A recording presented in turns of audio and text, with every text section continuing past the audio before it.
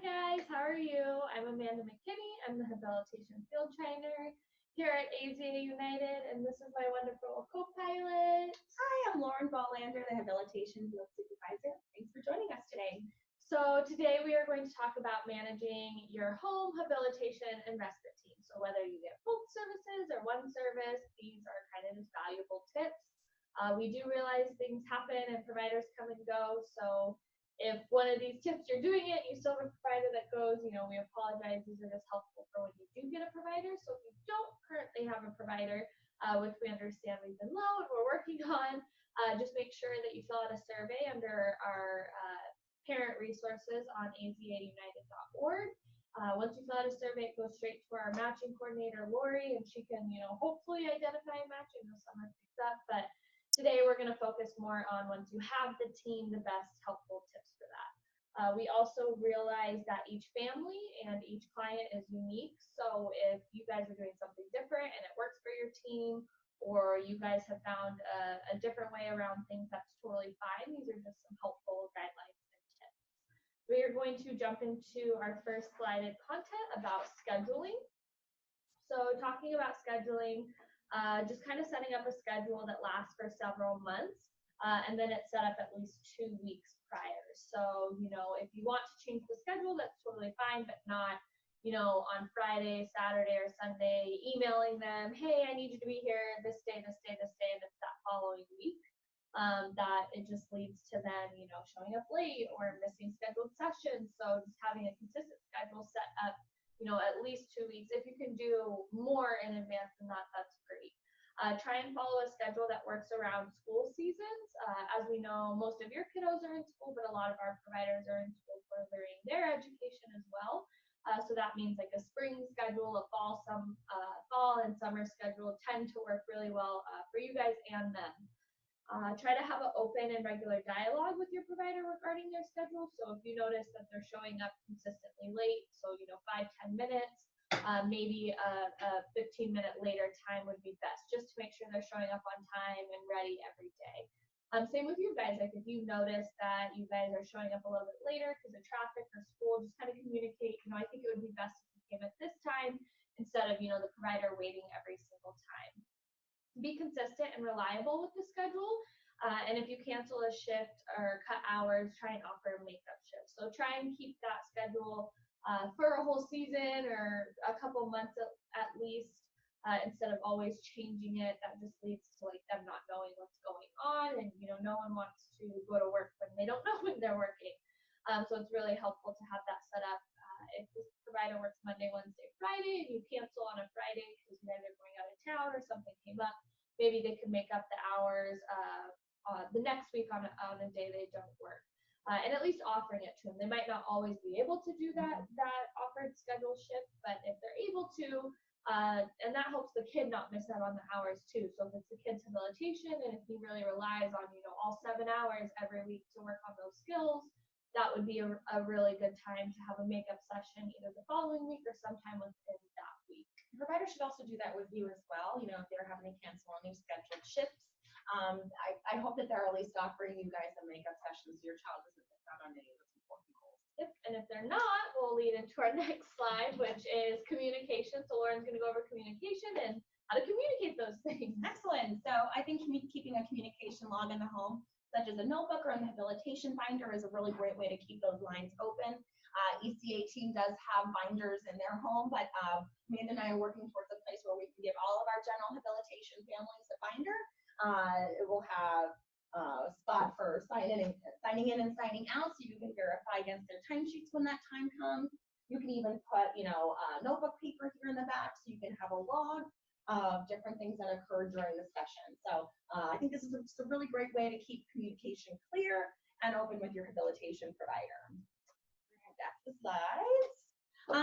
So yeah, not only is this really cool and helpful to have a record of for your reference, but I think it's really cool to reflect back on those. I know when I was a habilitator many years ago, I love looking back through my notes and seeing all the progress that my kiddo made. It's like, oh my gosh, I remember we were potty training him 5 years ago. Oh my gosh, I can't believe how far we've come. So I think those are just also another really cool layer to have with communicating with your provider. It's also important to check in with your provider after every shift.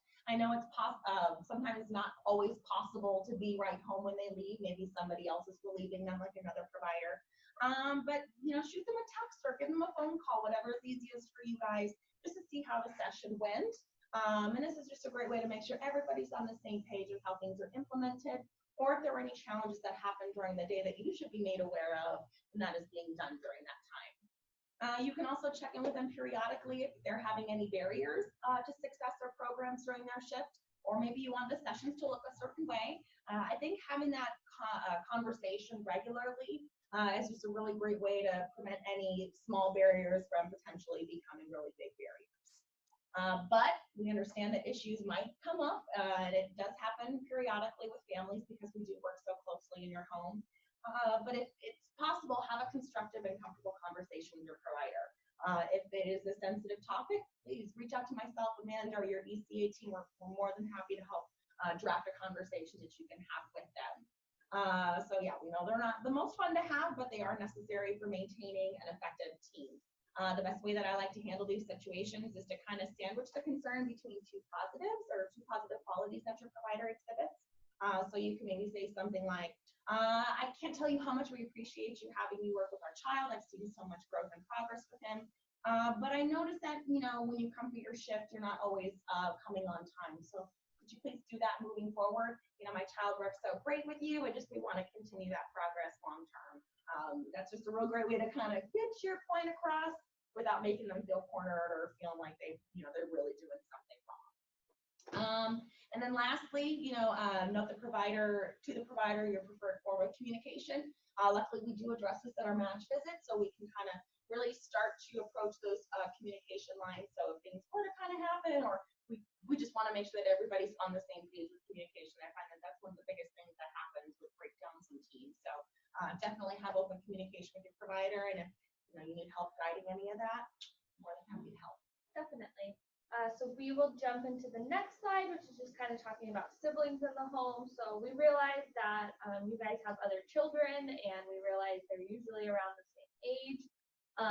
Most of the time they want to be a part of it. They have these fun people coming in the house. These people are all excited and they're playing and they have all these toys. So it's natural for the other kids to want to gravitate towards that fun. And we want to just set up, you and the provider can have a communication about setting up a good time for that to happen. So either in the beginning of the shift or after the shift, and letting the kid know too if they're, a little bit older to understand. Sometimes we have toddlers walking around, but if they're a little bit older to understand, like, first I'm going to play with Johnny, then my last 10 minutes are going to be, just for you, and just kind of make it special for them. There's tons of social opportunities and social goals, and peer interaction as well as sibling interaction is super important part of all of our programming here at AZA. We just want to make sure that it's facilitated correctly and that we're giving our full attention to the client that we're billing for, and just trying to have you guys keep the other sibling occupied. So if the sibling's older, they can probably occupy themselves. We noticed that like the ages, I would say like 10 to 11, like girls usually they want to be the provider too. They want to like help out, like jump in. We love that, by the way. We do love that, and they are super helpful. But sometimes it leads to like a session, the kid getting confused on, am I supposed to listen to sister? Am I supposed to listen to this lady? And then it can get kind of confusing. So just trying to keep the siblings occupied as much as possible, maybe giving them a responsibility to help out with the sessions. So maybe they could, organize the have box, or, organize the have binder, or set up a game for you guys. So try and include them if they're a little bit older, and then if they're a little bit younger, you guys just keeping them occupied is helpful to the providers. Yeah, and it's the provider's responsibility to the child receiving services. So we kind of put the provider at risk if there's other kids in the session and no one's watching the other child, if it's like a younger child.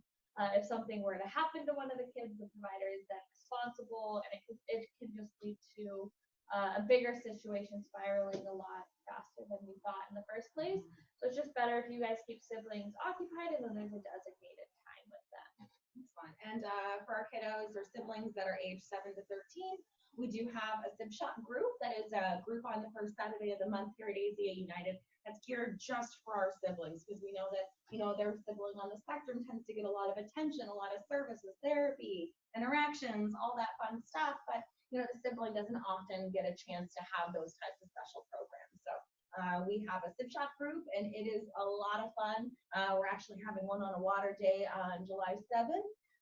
So it's just going to be a super fun time. We do discussion-based activities as well as team building, a lot of high energy fun activities. Sometimes we cook, but it's just a really great group for like-minded sibs, building friendships, relationships, and something that's just special just for them. So I highly encourage you guys to check it out on our website and sign your kiddo up. Definitely. And we will jump into, Lauren's going to jump into the next slide, which is just kind of the working environment and how to set that up for success. Excellent. So most of these, if not all of them, are our home-based services agreement that you guys signed upon becoming a family with us. But it never hurts to be reminded about some of them. So having a clear defined workspace for a provider to work on those goals is really going to be helpful because it helps eliminate some of those distractions and it really gives them a clear space to work. I know if Amanda and I came to work and we didn't know where we were going to sit or where we were going to work, it'd be a little bit difficult to work through. So just kind of being mindful that even though this is the home, it is still their work environment. Providers should also feel comfortable and safe working in your home. I think that just kind of goes without saying, too much detail. And then keeping the main space where therapy is held free from clutter. It helps the child not be distracted. This really helps maximize their time with your child, especially if they're not having to continually redirect. And if you're not able to have like a real specific dedicated therapy room, that's totally fine. Just clear the kitchen table up a little bit from some of that clutter or from any sort of messes. That's just a really great way for providers to work on goals. It doesn't have to be anything super spectacular or fancy. Even just a small space at the table would work beautifully. Let's see. And then also lastly, do not give providers keys to your home. I know it might be easy to do that, especially if you're at work and you're not able to be home to let the provider in. But putting the key in the child's backpack, and that's something that they can go, take with them home, is a really great way to kind of help bridge that. It's a really big liability for our providers, and we say once they come into Arizona to our agency through orientation that they are not able to, have household keys for their family. We would really hate for something to happen, and that just really puts them at risk if anything were to pop up. And just kind of touching base on Lauren saying that we hold our providers to all these expectations. We do make our providers aware of all these things on their end, how to, be professional, their working environment, how to communicate, scheduling. They're held to all these same standards, but sometimes they not necessarily forget the standards, but when a family asks them to do something, they want to appease you. They really want to give you the best services, and sometimes it's really easy for them to just say yes, even though they know it's against the rule, because they think that, you're not going to want them as a provider if they don't say yes. So we just ask that you guys as a parent set up that contingency to not make it even there for them to have the opportunity to say yes. So jumping into the next slide, which is community outings. So first and foremost, just kind of talking about community outings, just making sure that your provider is an approved driver if they're billing services while driving. So we just need all of their credentials on file, which is their insurance, registration, and license, as well as an MVD record. So they know how to obtain that. They would just call us to, get us those copies, and we can make them a driver, but just make sure that if the provider is billing and picking up the client, that they are, they're an approved driver with us. Even if they're grandma, because if they're billing services, it's a whole nother thing. Also, we do have a community outing letter that we can give to families, and this letter just kind of asks for a free or reduced rate for the provider, because it kind of goes into, if your provider takes the child out in the community that costs money, it can sometimes cost the provider entry fee as well. So even though the kid has the free zoo pass or the free movie pass, the provider has to pay an admin, which is $8, $9, $10 sometimes, because they're an adult, they don't get the kid rate. So they usually have to pay full price, and if they're going every Friday or they're going often, that can lead to them starting to say no to these community outings because, they're unable to keep up with that pay amount. So if they are required to pay, we do ask that you guys, be aware of that and offer money just for their, their admin into the facility to get your child in there. Now, if they have a suggestion and they want to take the kid there, that's totally different. And if it's a one-time thing, no big deal. But if it's a reoccurrence and it's a larger amount, we do ask that you guys kind of offer for that. and know exactly where in the community your child and provider will be traveling to. So knowing that if they are going to the movies, that they're stopping at food before, knowing, which dollar store they went to and that kind of thing. Knowing, which you guys probably know where your children are at all times anyways. And we do trust our providers, but we just want to make sure that you guys are both clear on exactly where you're going, when you're going, and just making sure it's just them and the client. Cool. So we will jump into our last slide, which is professionalism. So like we kind of talked about earlier, we do hold providers to the same standard. Professionalism is kind of hard sometimes because we do realize it lacks more on our end with providers, just in the sense of the age barrier. Sometimes they don't have children, but we do realize that it just helps if you guys are on board with it, so it doesn't leave that breaking down in those areas. Yeah, plus a lot of our providers, this might be their very first job, really don't have a whole lot of that work experience under their belt yet, especially when it comes to professionalism. So, if the provider is known to you prior to becoming a provider with your child, try to keep the relationship as professional as possible. Remember that they are providing state-funded services, so it can be easy to become comfortable because they are your friend. But this does have a big tendency to blur some of those lines of professionalism, which could ultimately affect your child's services, and unfortunately, it might affect your relationship with that person, and that just wouldn't be very good. So when they are billing any service with your family, it should be strictly business. Unfortunately, we have seen friendships break down in the past due to lines being blurred, and so that's why we also emphasize the importance of these match visits. Even though it might feel like a bit of an inconvenience since you guys already know each other, this is a great way that Amanda and I can really set the tone for professionalism so none of that happens in the future. So when the provider is in your home, making sure that you guys are only communicating about the specific child receiving services, goals related to their program, schedule, or any topic regarding services in your home. We know it can be easy to discuss the lives of your provider and also vice versa. But this does tend to blur those professional boundaries when your provider starts to share a little bit too much. Their time in your home, billing the state, should always be child-focused and child-directed. If you notice that your provider is doing a little bit too much chit-chat during the sessions, subtly redirect them back to work by maybe saying something like, "Oh, gee, I wonder what little Johnny's doing," or, "Hey, how is he working on those goals right now?" Just to kind of, subtly get them back on track. If that doesn't work and you would like some more additional help from us on how to, have a conversation with your provider about that, more than happy to do so. Lastly, we do not accept gifts from families. That is a policy that we have. We also don't give gifts to families. We know that we become very close in your home as we're working with your most precious possession, your child. But really, the only gift that we really receive is seeing the progress that they make. Really, nothing makes us happier than to see them progress. However, if your child wants to make us something from, things that are already in your home, like a crafter, something like that, that is definitely acceptable. And I know a lot of our providers might be working over meal times. So really, providers, they really cannot be eating your food. We don't want, we know that might be a little awkward if everyone's eating dinner and providers just kind of sitting here waiting. They can bring their own food. They can bring their own dinner as long as it aligns with, any sort of allergies. We don't want peanuts to be had for lunch and then all of a sudden, the kid has an allergy. That's not what we want.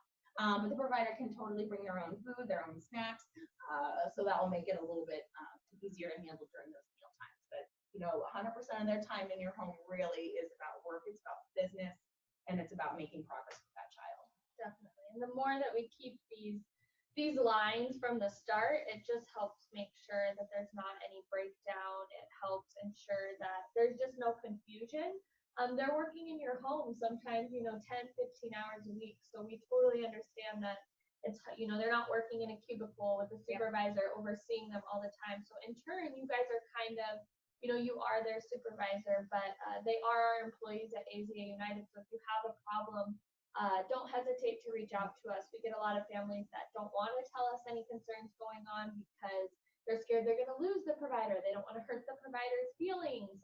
Or maybe it wasn't a big enough issue at the, when you first thought of it. Yeah, at the time, it doesn't seem, so even if it's small, just letting us know, sometimes people don't know, including employees, that they're doing something wrong until you let them know.